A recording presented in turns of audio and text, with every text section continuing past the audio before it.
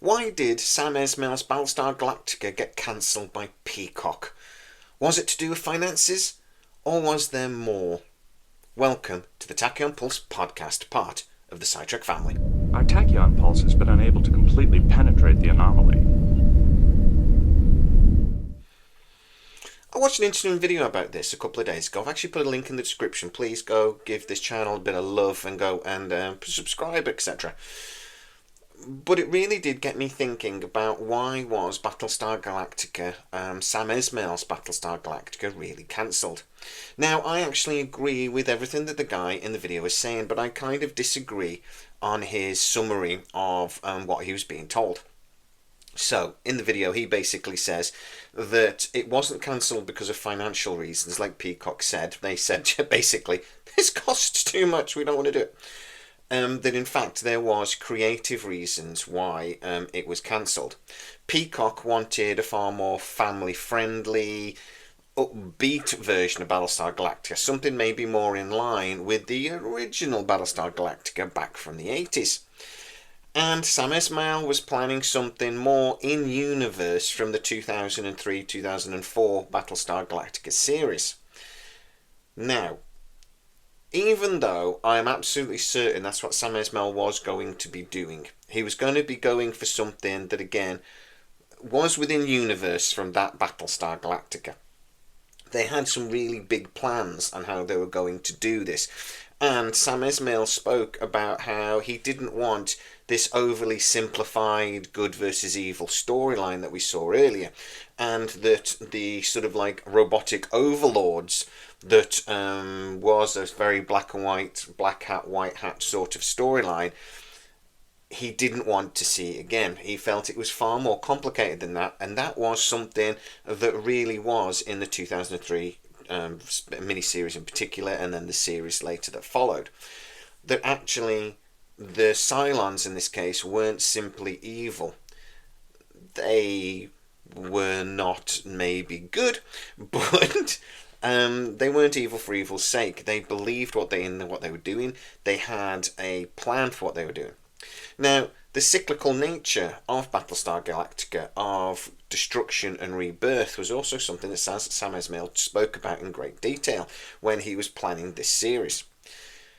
If you're going to do something that's not a hard reboot, though, Battlestar Galactica is actually quite difficult to continue. It would have to be something within the universe that wasn't the Galactica, really, if you're going to do that, because obviously we've seen that storyline pan out. They did, in the end, kind of get home, or find a new home. So, how do you continue that? It does feel like it was going to be something in-universe, but not necessarily the Galactica. Now, there is a movie in development, and that so far has not been cancelled, even though it's gone through several showrunners. And as far as I know anyway, it is still moving ahead, even though I'm told it's pretty much 50-50 on whether it'll ever actually get made. It was supposed to be filmed 2 years ago, and there's still no news on casting or anything else. It was only early 2023 actually that a new director was found. But why was Sam Esmail's Battlestar Galactica really cancelled? Was it because of finances, or was it because of the creative direction Sam Esmail wanted to take? Well, actually, it was kind of both. So, Sam Esmail definitely did have a direction, as we've talked about, and I hear, again, in line with what this chap is saying in this video, that Peacock really did want something that was maybe a little bit more positive. The feeling was that the audiences have changed a little bit, and the mood of the country has changed a little bit, and they wanted something that maybe reflected that a little more. The chap in the video spoke about a look at the popularity of Strange New Worlds and other TV shows. I would actually disagree with him there significantly, and say that actually those shows aren't the nostalgia fests maybe that fans want in some ways, but I would suggest looking at Picard Season 3, which was, and things like Stranger Things that again are more nostalgic. If you're going to do something that's maybe a little bit more fun though, and a little bit more light compared to the 2003 Battlestar Galactica, I actually would be massively in favour of that. I think a little bit of humour and a little bit of colour is something that is really missing in a lot of the TV shows that we see. You know me, I'm a massive Stargate fan, and we keep talking about the show returning. But if it does, I want SG-1, not SGU. I don't want a show that takes itself too seriously. Seriously, but not, like to the point of that. So, I would have loved to see a Battlestar Galactica similarly. The problem is, and the reality with TV shows, and this goes to Babylon 5 reboot, this goes to Stargate, this goes to other projects that are being considered for revival, or even new shows, really, when they're being considered, is that it's not just about the cost, it's about confidence. The directors, the producers, the people signing the checks have to be confident in what they're doing. At the end of the day, sci-fi in particular is massively expensive to make, particularly nowadays when the expectations of the audience is so high, particularly for sci-fi.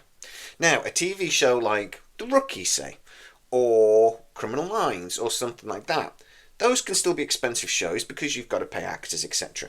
But you're not paying for significant CGI. You're not paying for a different massive world sets every week. The shows tend to be set in sort of one location. If they do go out to like the murder scene or something, I don't know why I did that, the murder scene, then it does tend to be somewhere on location. You don't need to build a set for it. Much cheaper, and actually, very popular, and consistently very popular. Anything procedural has been forever and probably always will be. Sci-fi does tend to go through slightly ebbs and flows of popularity, and different types of sci-fi definitely have different types of fashionable sort of popularity. Battlestar Galactica in 2003 with the miniseries came in and really changed sci-fi for the next probably 20 years. We're still really seeing that change today. We started seeing something that was far more critically acclaimed, far more realistic in many ways, and far grittier and dramatic than a lot of the sci-fi we saw before that. It influenced many creators, and it continues to do today. The thing is, though, with sci-fi, with the expectation, etc., and the cost, you have to have producers that are really confident in what they're doing. The problem is that they were not confident in Battlestar Galactica, or at least not enough to fork out the $70 or $80 million the first season was going to cost. The same can be said for things like Stargate. Amazon, I've been looking at it for the last 3 years, but their confidence to actually pull the trigger has never quite been there. They need that to spend that money. Now, the problem is they can be confident in something that then absolutely bombs Rings of Power, but they still have to have that confidence. In this case, for Battlestar Galactica, they don't. And the same can be said for things like the Babylon 5 hard reboot that's planned. Now, that has still not officially gone out of development, even though, guys, I told you more than 6 months ago now that it was very, very unlikely to ever get made. I have heard Amazon have been sniffing around it again, but again, it's unlikely. Why? Because there isn't the confidence in the TV show that it would actually succeed. Particularly with Babylon 5, I spoke again about this back in March, I think it was, that the confidence levels are not there because it's a hard reboot. And hard reboots, that's historically very unpopular. They traditionally don't do very well. Battlestar Galactica, in fact, is the sort of exception that proves the rule.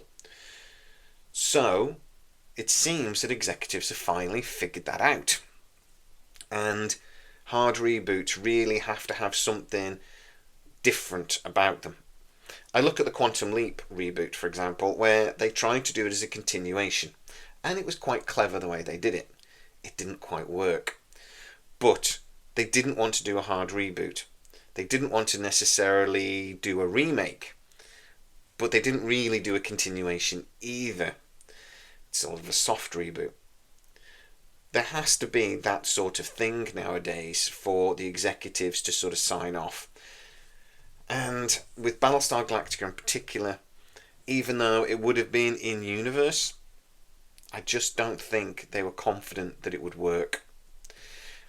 I actually think it's a sort of show that they needed to get right. That if it's going to be a continuation, it needs to be the right person in charge, and I think Sam Esmail could have done a brilliant job. But it needs to be somebody that could actually respect what came before and do something original and new at the same time. Again, I actually think Sam Esmail could have smashed that. I'd love to see what Sam Esmail does next, actually, because iRobot is still... iRobot? Mr. Robot is still one of my favourite shows from a few years ago. So that's really it in a nutshell.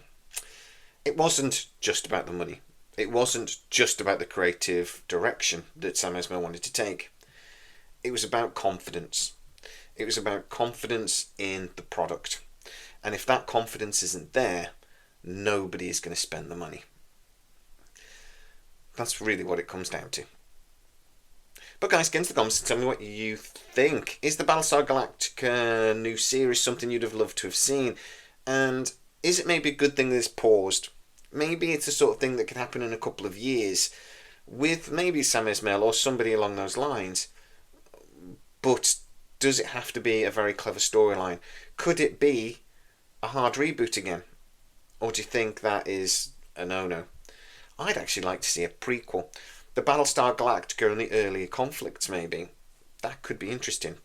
The Battlestar Galactica getting launched, being the new ship sort of thing. I'd like to see that. But guys, get into the comments and tell me what you think.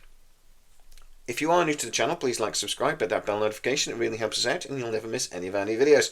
Also, you can go to patreon.com/scitrek, where most of our new videos do premiere first. You get to see them at the adverts. And it's all the videos across the scitrek family.